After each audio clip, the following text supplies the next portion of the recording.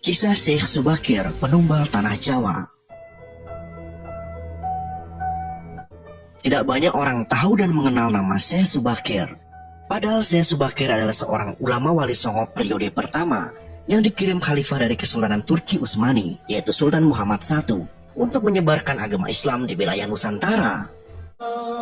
Syekh Subakir konon adalah seorang ulama besar yang telah menumbal tanah Jawa dari pengaruh negatif makhluk halus saat awal penyebaran ajaran Islam di Nusantara. Kisahnya dimulai saat Sultan Muhammad I bermimpi mendapat wangsit untuk menyebarkan dakwah Islam di tanah Jawa. Adapun mubaliknya diharuskan berjumlah 9 orang. Jika ada yang pulang atau wafat, maka akan digantikan oleh ulama lain asal tetap berjumlah 9. Sehingga dikumpulkanlah beberapa ulama terkemuka dari seluruh dunia Islam waktu itu. Para ulama yang dikumpulkan tersebut mempunyai keahlian masing-masing.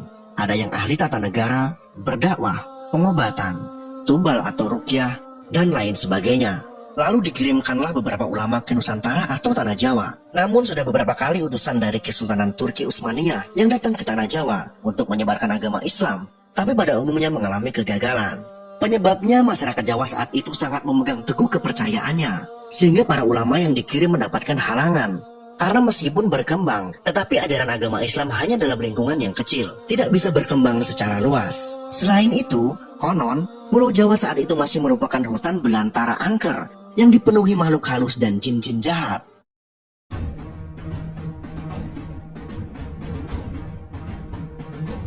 Lalu diutuslah Syekh Subakir, ulama asal Persia yang ahli dalam meruqyah, ekologi, meteorologi, dan geofisika ke tanah Jawa.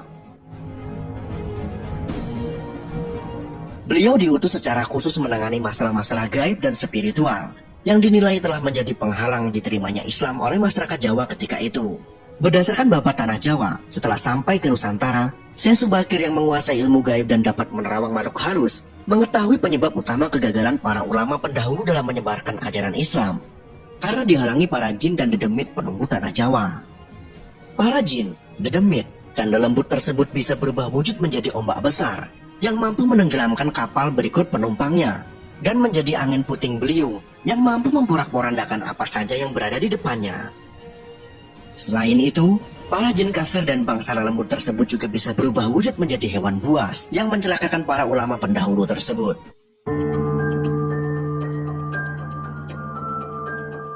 Untuk mengatasi hal tersebut, konon Syekh Subakir membawa batu hitam dari Arab yang telah dirajah. Lalu batu dengan nama Raja Ajikala Cakra tersebut dipasang di tengah-tengah tanah Jawa, yaitu di puncak Gunung Tidar, Magelang. Karena Gunung Tidar dipercayai sebagai titik sentral atau pakunya tanah Jawa, efek dari kekuatan gaib suci yang dimunculkan oleh batu hitam tersebut menimbulkan gejolak. Alam yang tadinya cerah dan sejuk, matahari bersinar terang, damai dengan kicau burung, tiba-tiba berubah drastis selama 3 hari 3 malam. Cuaca mendung, angin bergerak cepat, kilat menyambar menimbulkan hujan api, gunung-gunung bergemuruh tiada henti. Lelembut, setan, siluman lari menyelamatkan diri, jin, peri, banaspati, kuntilanak, jail langkung, semua hanyut dalam air karena tak kuat menahan panasnya pancaran batu hitam tersebut. Makhluk halus yang masih hidup pun mengungsi ke lautan. Sebagian jin yang lain ada yang mati akibat hawa panas dari tumbal yang dipasang Syekh Subakir tersebut. Melihat hal itu, konon sabda Palon Raja Bangsa Jin yang telah 9.000 tahun bersemayam di puncak Gunung Tidar terusik dan keluar mencari penyebab timbulnya hawa panas bagi bangsa jin dan lelembut tersebut. Sabda Palon lalu berhadapan dengan Syekh Subakir. Sabda Palon lalu menanyakan maksud pemasangan batu hitam tersebut. Sang ulama menyatakan, maksud dia menancapkan batu hitam itu untuk mengusir bangsa jin dan lelembut yang mengganggu upaya penyebaran ajaran Islam di tanah Jawa oleh para ulama utusan Khalifah Turki Utsmaniyah. Setelah terjadi perdebatan, mereka segera mengadu kesaktian. Konon pertempuran antara keduanya terjadi selama 40 hari 40 malam. Hingga sabda Palon yang juga dikenal sebagai Ki Semar Badranaya, sang danyang tanah Jawa ini, merasa kewalahan dan menawarkan perundingan. Sabda Palon mensyaratkan beberapa poin dalam upaya penyebaran Islam di tanah Jawa. Isi kesepakatan itu antara lain, sabda Palon memberi kesempatan kepada Syekh Subakir beserta para ulama untuk menyebarkan Islam di tanah Jawa, tetapi tidak boleh dengan cara memaksa. Kemudian sabda Palon juga memberi kesempatan kepada orang Islam untuk berpuasa di tanah Jawa. Para raja Islam itu disilahkan berkuasa, namun jangan sampai meninggalkan adat istiadat dan budaya yang ada. Silahkan kembangkan ajaran Islam sesuai dengan kitab yang diakuinya, tetapi biarlah adat dan budaya berkembang sedemikian rupa. Syarat-syarat itu pun akhirnya disetujui oleh Syekh Subakir.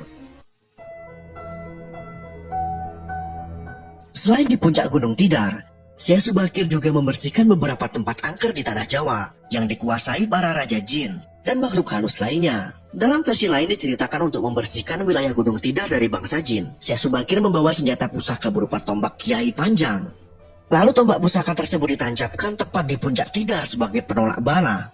Dan benar, tombak sakti itu menciptakan hawa panas yang bukan main bagi para lelembut dan bangsa jin yang berdiam di Gunung Tidar. Mereka pun lari tunggang langgang meninggalkan Gunung Tidar. Sebagian pengikut Sabda Palon dari bangsa jin melarikan diri ke timur, dan konon hingga sekarang menempati daerah Gunung Merapi yang masih dipercaya sebagian masyarakat sebagai wilayah yang angker.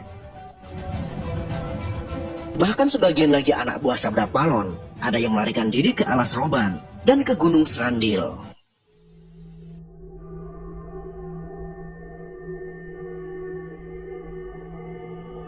Tombak itu sekarang masih dijaga oleh masyarakat dan ditempatkan di puncak Gunung Tidar dengan nama makam Tombak Kiai Panjang. Dengan adanya tombak sakti itu, maka amanlah Gunung Tidar dari kekuasaan para jin dan makhluk halus. Karena keberhasilannya menumbal tanah Jawa, lalu penyebaran Islam oleh Wali Songo periode pertama menjadi lancar. Nama Syekh Subakir lalu menjadi sangat terkenal dan dikagumi di kalangan para pendekar, penganut ilmu gaib dan kanuragan, bangsawan, serta masyarakat di tanah Jawa ketika itu, sehingga mereka terkesan mendewakan sang ulama asal Persia tersebut. Akhirnya, untuk melepaskan kefanatikan masyarakat terhadap Syekh Subakir dan untuk menjaga akidah umat Islam, maka pada tahun 1462 Masehi, Syekh Subakir pulang ke Persia. Ini dimaksudkan agar kefanatikan tersebut runtuh dan masyarakat kembali kepada tauhid yang benar. Selain itu, tugas utama Syekh Subakir untuk membersihkan tanah Jawa dari pengaruh negatif makhluk halus telah selesai. Selanjutnya, setelah Syekh Subakir wafat, posisinya digantikan oleh Wali Songo lainnya, yaitu Sunan Kalijaga. Silahkan kalian jika ingin percaya ataupun tidak terhadap cerita ini. Semuanya kami serahkan kepada para penonton. Jika kalian suka dengan video ini, silahkan berikan jempol ke atas. Dan jika kalian menganggap video ini bermanfaat, maka bagikanlah untuk teman-teman Anda yang lain. Terima kasih sudah menonton.